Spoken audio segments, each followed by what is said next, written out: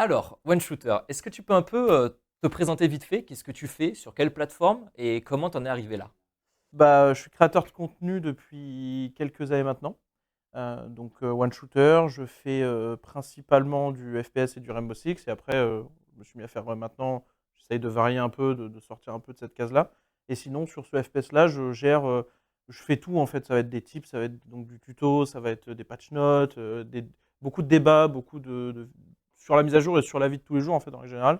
Donc en J'aime fait, beaucoup, parler quoi. tu couvres le jeu dans C'est son ça. actualité et tu essaies d'aider au maximum les joueurs et la communauté Rainbow Six Siege. C'est ça, ouais, la commu au global, même avec, des événements et cetera et après, sur toutes les plateformes, YouTube, Twitch, TikTok, voilà, j'essaye d'être, partout et puis d'avoir juste un good vibe comme on dit quoi et kiffer le moment quoi. Excuse-moi de t'interrompre, c'est juste pour avoir la temporalité, pour en venir jusque-là.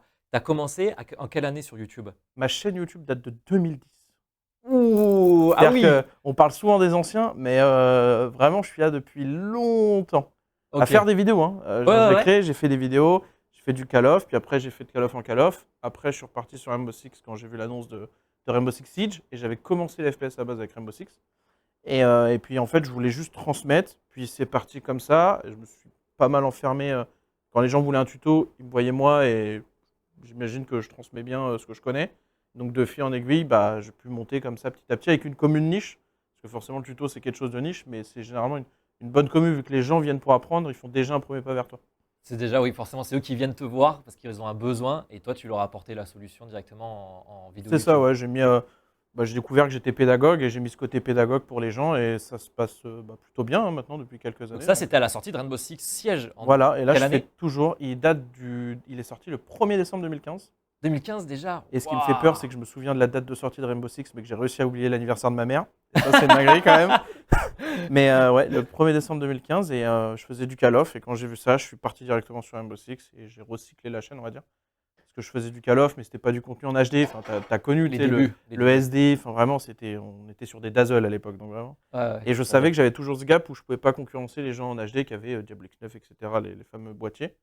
Puis après, bah, je suis parti sur Rainbow Six et j'ai dit, bah, nouvelle commune, nouveau jeu, faut se lancer pleinement. Et bah, pour le moment, ça me réussit, donc touche du bois, comme on dit. Et comment t'es arrivé sur Twitch du coup?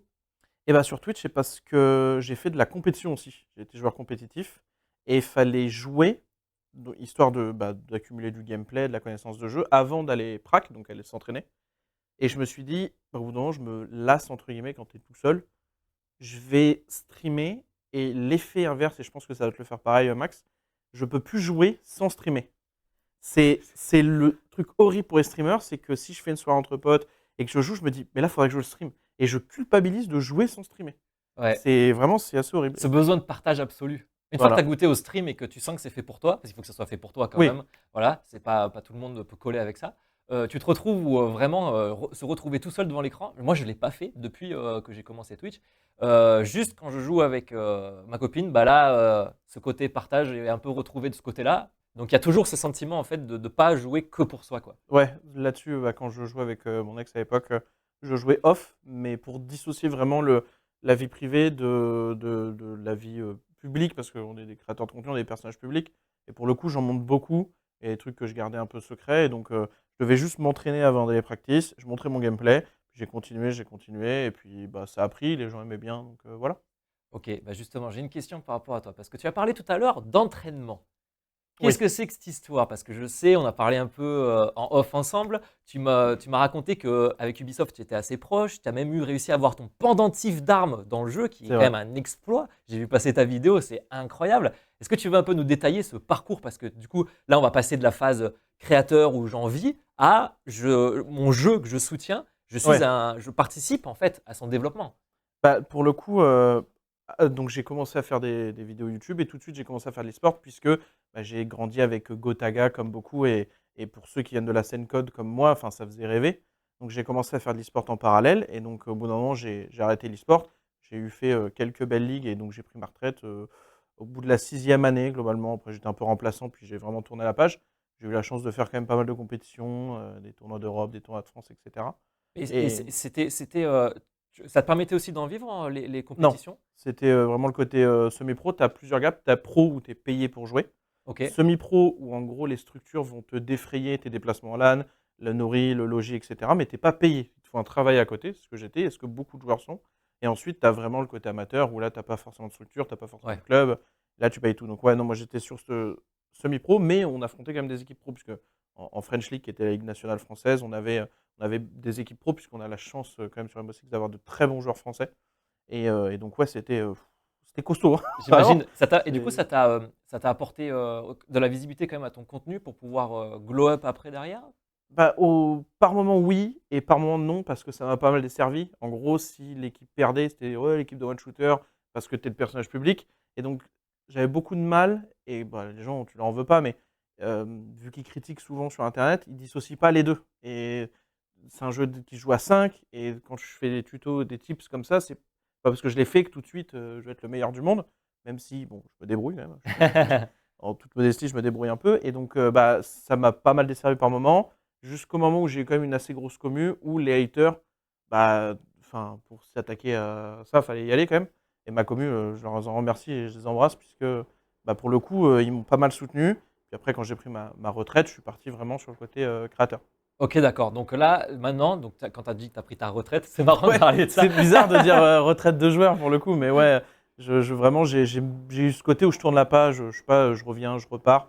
J'aime bien tourner les pages et laisser la place aux plus jeunes, en fait. Comme j'ai dit, j'ai eu des amis qui en sont toujours des jeunes, des pitchouns, comme on les appelle. Moi, j'aime bien les appeler comme ça. Et je leur ai dit, non, c'est bon, je vous donne le flambeau. J'aime pas garder cette image de dire, ok, je squatte la ligue. Non, il faut faire croquer tout le monde, comme on dit. Et allez-y, moi, j'ai eu de bons moments, j'ai de bons souvenirs. 5 ans, quasiment Vivez-les. 6 ans?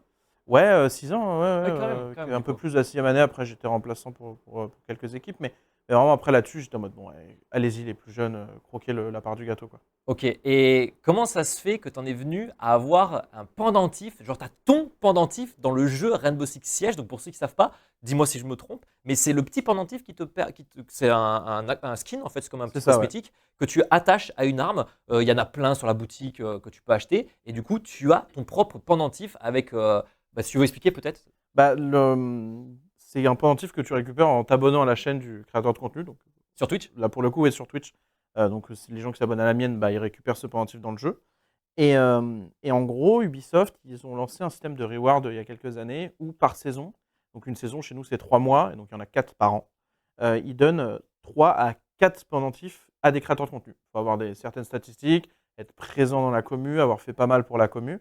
Et c'est mondial. Donc vraiment, T'as quasiment pas de chance d'être sélectionné au final. oui, voilà. Et moi, je l'ai eu au bout de 8 ans et 3 saisons. Quand j'ai reçu l'appel en début d'année, je l'ai su à la 8e année que je l'aurai en saison 3. J'ai versé une larme puisque c'est énormément de sacrifices et pour le coup, tu travailles pour ça, mais je me disais pas, je vais le faire pour avoir le charme. Je fais pas les choses calculées. Je fais les choses parce qu'elles me font plaisir sur le moment. Et donc, je l'ai vraiment pris comme une reconnaissance il y a des gens qui aiment mon travail et on est assez pour avoir ce charme-là. Et même là, d'y penser, ça me met les émotions parce que je me dis, ça fait 8 ans et 3 saisons. J'ai partagé tellement de choses, tellement de viewers. Moi, je balance un peu ma vie et puis je balance nos bons moments et nos moments plus tristes. Et ouais, à force de travailler, à force d'accumuler un certain nombre de viewers, et puis faire partie de la communauté, de participer, bah, ils te sélectionnent. Tu peux être sélectionné pour avoir ce reward. C'est une entité à côté d'Ubisoft qui fait ça. Et c'est très dur. Moi, dans ma tête, je pensais jamais l'avoir pour le coup. Et je faisais souvent ce running gag en live. Ça me permettait d'évacuer la pression. Souvent, je fais des vannes puisque ça me permet de déstresser. Je t'ai dit que j'étais quelqu'un d'assez anxieux ou de stressé. Je fais beaucoup de vannes. Principalement parce que comme ça, si tu te vannes toi-même, bah, les haters peuvent pas te vanner. L'autodérision. Et il faut savoir se vanner soi-même pour vanner les autres. Et comme j'aime bien Exactement. vanner tout le monde, quoi. Et puis je me suis toujours dit, on l'aura pas, ça sert à rien. Et maintenant, il me reste un de ces quatre, j'espère, le trophée des 100 000 abonnés pour le coup. Celui-là, c'est plus pour la daronne. Elle va me Bientôt. mettre à côté de la télé. Bientôt, on monte doucement, quoi. On monte, c'est déjà T'inquiète, bien. j'ai des choses à te dire après. T'inquiète. Mais non, ouais, j'ai eu ce charme et ouais, ça m'a fait quelque chose. Et effectivement, tu l'as dans le jeu. Et en fait, je me suis dit que même si demain je partais, alors je le souhaite pas, hein, je touche du bois, mais même si demain, je sais pas, je devais décéder ou peu importe, bah, je me dis que j'ai marqué le jeu que j'ai aimé de mon enfance. Parce que moi, j'aime Rainbow Six depuis longtemps. J'ai joué aux anciens Ah, tu Rainbow parles de la Six. licence Moi, globale? j'ai aimé la licence Ah Rainbow oui, Six. ok, ok. Moi, je suis proche d'Ubisoft. Je suis star player aussi sur le jeu Rainbow Six, mais ça, c'est un programme qui est à part. Quand tu es vraiment membre de la commu, j'ai été le premier représentant du jeu en tant que star player. Ils venaient de créer la chose parce que je parlais beaucoup sur les forums. Et moi, mon histoire avec Ubisoft remonte au premier Rayman où je jouais avec un de mes oncles maintenant décédé. Et, euh, et pour le coup, moi j'ai grandi comme ça, tu vois, avec les jeux vidéo Ubisoft et avec Rainbow Six, avec cette licence, tu vois. Et donc le fait d'avoir mon charme dans ce jeu-là, La reconnaissance. je me dis, mais La c'est fini reconnaissance. en fait. Même, enfin, moi, pour moi, j'ai plié ma vie. J'ai eu tous les jobs, tu vois. Donc là-dessus, ouais, c'est pour ça que c'est un peu émouvant et que à chaque fois que j'en parle, je me dis, waouh, il est là, Bah, quoi. en Tu vois. vrai, on se rend peut-être pas forcément compte derrière la caméra, mais 8 ans de travail acharné, nous, ça fait 4 ans qu'on y est. Déjà, c'est énorme. Je me rappellerai toujours le moment où il y a le badge partner qui tombe. On était en live. Et ça, c'est quelque chose de ouf. Je sais pas si tu te souviens de ce moment-là. C'est vrai que quand je reçois la petite notification, là, Ouais, t'es certif. ça fait des choses, hein. Puis c'était à l'époque où c'était plus dur encore de l'avoir. Ouais, Je sais pas si je crois que les règles ont un peu évolué ouais. maintenant. Puis tu as l'affilié. Là, on parle d'une époque où on n'était pas beaucoup et puis c'était dur et puis c'est compliqué à avoir, hein. Fallait charbonner, ouais. Fallait charbonner. Et du coup, pour en revenir au FPS, du coup, tu as suivi pendant 8 ans, du coup, Rainbow Six Siege, même Call of Duty, mais Rainbow Six Siege, tu es encore dessus, etc. J'aimerais qu'on parle un peu de ton expérience à toi, vraiment de joueur qui a récupéré son charme, son petit pendentif, du coup. Donc, c'est que tu es reconnu par Ubisoft. Pour toi, qu'est-ce qui fait que un jeu tient sur le long terme? Pour moi, déjà, il y a l'ADN du jeu en lui-même. Les gens qui veulent jouer à Call of vont jouer à Call of. Les gens qui veulent jouer à Battlefield jouent à Battlefield. Et ceux qui veulent jouer à CS, R6, tout ça joue. Donc, tu as vraiment ce côté ADN propre à lui-même. Et ensuite, tu as forcément, on est dans une société qui consomme ou surconsomme. Donc, il faut créer du contenu. Je trouve pas que c'est une bonne chose pour l'industrie du jeu vidéo, mais on n'a pas le choix, malheureusement. Et donc, il y a cet ADN, cette création de contenu. Et puis après, tu as la commu qui est propre à elle-même. Mais principalement son ADN qui fait tout, quoi. Et pourquoi du coup le contenu? Moi, dans les actus, je parle beaucoup des jeux justement qui ont besoin de contenu pour continuer à vivre et attirer les joueurs. Pourquoi, selon toi, c'est pas une bonne chose et pourquoi pour les joueurs c'est impératif? Pour les joueurs, je pense qu'il y a un côté où on est dans une société de surconsommation. Il n'y a qu'à voir quand on scrolle sur TikTok. Enfin, maintenant, c'est l'avènement du format court au profit d'un format long qui était plus travaillé. Enfin, de mon point de vue, hein, pour faire les deux, pour écrire les deux, etc. Donc, il y a vraiment ce côté où les gens ont besoin de consommer, ont besoin de nouveautés parce que bah, il y a beaucoup de concurrents maintenant. Avant, on n'avait que quelques studios qui étaient vraiment tout en haut. Maintenant, on a plein de concurrents. Il y a plein de jeux, plein de DLC, il y a beaucoup de free-to-play qui sortent énormément de contenu. On est abreuvé de contenu constamment. Et moi, je trouve que c'est pas une bonne chose parce qu'on a vu, c'était le cas de l'époque Ubisoft il y a quelques années, qui avait du mal à carrément créer des opérateurs sans qu'il y ait des bugs. On l'a vu sur Les opérateurs, donc les personnages des de. personnages. Ouais. Chaque personnage ont une aptitude propre qu'on appelle des opérateurs. Et là, il n'y a qu'à voir entre 8 ans et maintenant le nombre d'opérateurs qu'on a. On a vu aussi à l'époque de Call of ou à l'époque de Battlefield. Battlefield qui est sorti pour moi un an trop tôt et qui a tué le jeu. Et malheureusement, j'ai de la peine pour cette commu parce que j'ai été propre à. Moi, j'ai grandi avec la commu Call of et d'ailleurs, je jouais sur console à l'époque. Et donc, T'es je pas faisais obligé de partie remuer le de couteau cette dans la game. plaie, hein. Oui, mais bon, tu sais, je te rassure, ils ont tué Call of maintenant aussi. Mais vraiment, il est sorti un an trop tôt. On a vu Cyberpunk qui est sorti trop tôt.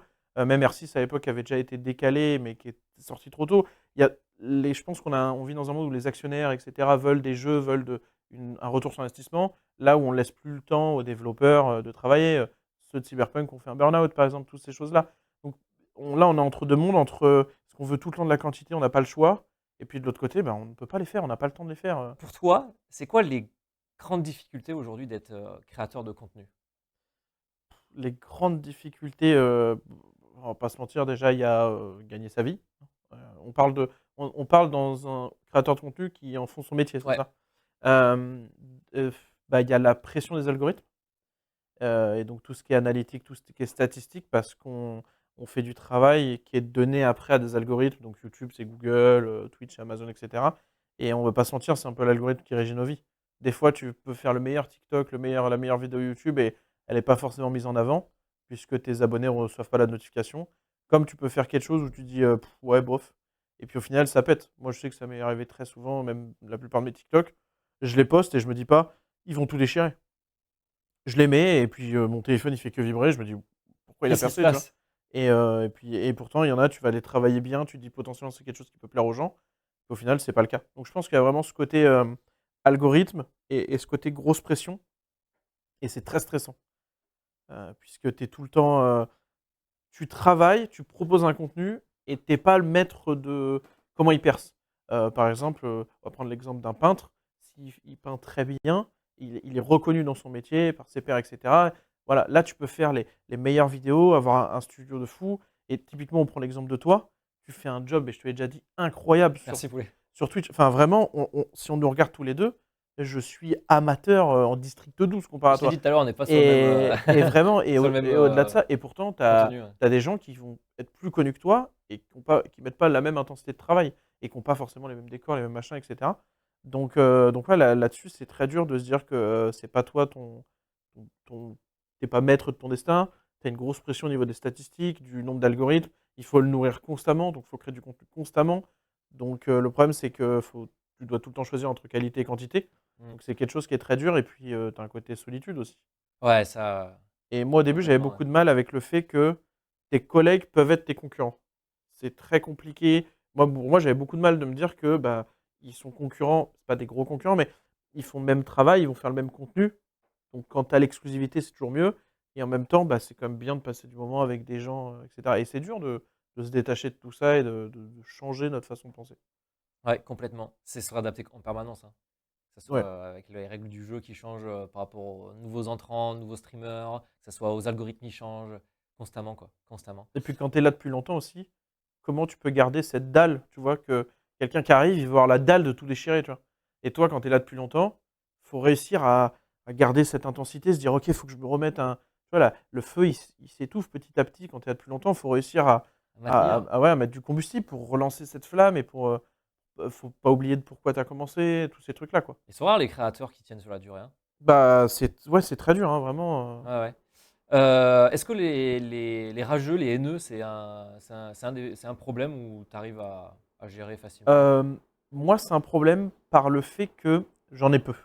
Alors, ça fait pas un flex, mais par exemple, sur YouTube, j'ai un très bon engagement de pouces bleus, donc de like, dislike. Je suis quasiment tout le temps à 99-100 de mes vidéos, donc j'ai pas de dislike. Donc, quand il y a une personne qui va critiquer, je la vois. Et en plus, quand tu es créateur de contenu, une personne qui critique, tu la vois. Je l'ai vu un peu plus en me lançant sur TikTok que tu as des haineux ou des rageux, Mm. mais ça encore, je fais abstraction. Maintenant, les commentaires TikTok, on s'en fiche. On les oublie vite, mais sur d'autres réseaux. Donc, j'ai eu beaucoup de mal au début. Ça m'affectait de me dire, bah, tout le monde ne peut pas t'aimer. Et j'avais un de mes amis, un de mes anciens collègues sur YouTube, et qui a maintenant arrêté de faire des vidéos YouTube, et qui m'a dit, bah, potentiellement, plus tu as de haters, plus tu es aimé, plus tu es connu. Donc maintenant, j'essaye plus de penser comme ça. Donc, ça m'affecte, mais j'ai la chance d'avoir, d'être très fort mentalement. J'ai quand même une grosse force mentale là-dessus. Et deuxièmement, j'ai la chance d'avoir One Shooter, One Chouchou, etc. Puis d'avoir Nicolas, donc Nico, avec mon noyau d'amis, des amis très fidèles que j'ai depuis très longtemps. Et donc vraiment, si je vais faire une soirée chez eux parce que ça va pas, etc., je sors de chez moi, je mets mon cerveau créateur de contenu à la maison et je vais profiter. Et en vrai, en relativisant, je me dis, enfin, je fais des soirées de fou que beaucoup de gens potentiellement rêveraient de vivre et n'ont pas la chance parce qu'ils n'ont pas forcément le cercle d'amis. Enfin, j'ai fait des week-ends, je pourrais te les raconter en off, des week-ends ou des soirées de malades. Si je pouvais tout filmer, vraiment, les gens, ils ne s'en rendent pas compte. Et même des fois, ça les choque parce que j'ai cette image de tuto YouTube très clean, très CPG et tout mignon, tu vois. Et en même temps, ils se disent, bah ouais, mais lui, en soirée, il pète un plomb, tu vois. C'est pas le Et même. donc, j'ai la Il se chance d'avoir les transforme. deux. Et maintenant, ça va. Maintenant, j'ai vieilli, on est là depuis longtemps. Toi comme moi, on est là depuis longtemps. Donc, les haters, toi, je sais pas comment tu le prends, mais j'arrive à relativiser. Et le plus gros problème, c'est qu'on peut pas les insulter en contrepartie. Ah ouais, non, mais c'est une dinguerie. Croyez-moi que. Ouais, parce qu'eux se gênent, mais toi, tu dois. Moi, TikTok, il m'a supprimé mes commentaires. Ça, c'est un truc de fou. Même sans insulter quelqu'un, je lui réponds et la modération TikTok, je peux pas mettre mon propre commentaire sur ma propre chaîne. Ouais, Des parce fois, que c'est le énervant. mec, il a pas aimé, il a peut-être signalé, du coup. Ouais, voilà. Ouais. Donc ouais, je relativise et je me dis que c'est des gens potentiellement, tu sais, qui ont des vies de merde chez eux, quoi. Et puis qui sont là, ils sont anonymes, quoi. On va pas se mentir. Après, quand tu fais des événements, des PHW, etc., T'en as pas? tu vois les gens de cet univers geek, peu importe le jeu vidéo, et c'est trop bien. On s'est rencontrés sur un événement à l'Ubisoft Forward et on a matché et c'est trop bien. Et c'est tout. Dans le monde du jeu vidéo, les haters et Twitter, etc., ils sont beaucoup que sur Internet, hein. Ouais, bah, là, je reviens de la Paris Games Week. Le nombre de poulets que j'ai croisés, c'était génial. Et j'ai pas eu un mec, pourtant j'en ai des casse-pieds de Ouais, connards sur TikTok, etc. Bah, j'en ai pas eu un seul en IRL, quoi.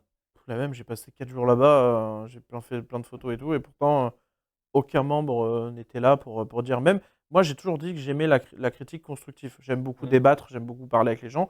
Donc tu peux me dire, par exemple, je n'ai pas aimé ce format vidéo parce que tu dis ça, ça, ça. J'accepte. Et justement, c'est même mieux. J'encourage les gens à donner, et peu importe le créateur de contenu, si vous le faites avec les bonnes manières, aucun créateur de contenu ne vous en voudra.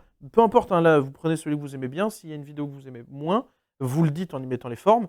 Et aucun être humain ne va pas aimer le fait que vous aimez les formes. Surtout si vous êtes quelqu'un de fidèle à cette personne et que vous dites, bah, j'ai pas aimé pour ça. Moi-même, je sais qu'il y a des formats qui plaisent pas. Et je sais que quand je les sors, il y a des gens qui vont pas aimer. Mais ils me le disent et je le Ça sais. permet Mais d'évoluer dans le voilà. bon sens. Tant qu'il n'y a pas d'insultes et tant qu'on reste poli et courtois, Le c'est respect. bien justement le Mmh. respect totalement. Si tu pouvais te voir jeune, plus jeune, il y a 8 ans, quand tu allais commencer Rainbow Six et que ça allait changer, ta vie, qu'est-ce que tu dirais à ton toi du passé? Je leur ai dit de pas abandonner parce que comme tu disais par rapport au charme, je l'ai beau de 8 ans et ce qui est horrible dans notre métier, c'est l'incertitude. Moi, c'est pour ça que j'ai du mal à abandonner ou peut-être me dire: «Faut que j'arrête un jour» et que, tu sais, ça fait la peur de tout le monde. Mmh. Moi, ça m'est déjà arrivé d'avoir des vues qui baissent et plein de fois, je Tout le me suis monde, dit, tout le monde. «J'arrête». Moi mais par contre, je sais que je ferai pas entre 2.